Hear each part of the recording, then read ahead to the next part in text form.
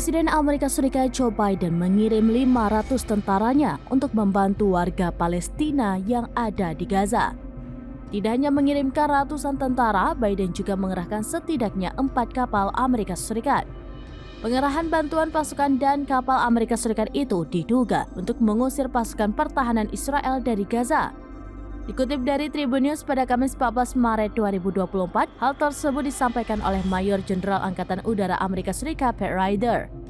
Pat Ryder mengatakan 4 kapal Angkatan Darat Amerika Serikat beserta pasukannya berangkat ke Gaza sejak Selasa 12 Maret 2024. Tidak hanya membawa tentara, kapal tersebut juga membawa sejumlah peralatan konstruksi.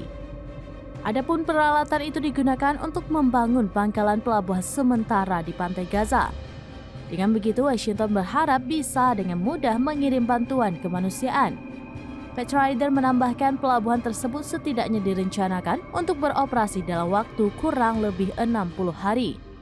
Diharapkan dengan adanya pelabuhan itu mampu memfasilitasi pengiriman hingga 2 juta makanan setiap harinya.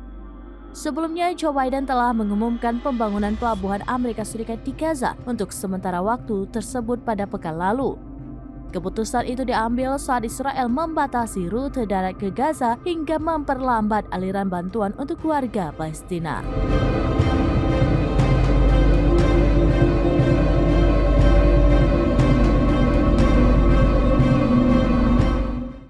Download Tribun X sekarang, menghadirkan lokal menjadi Indonesia.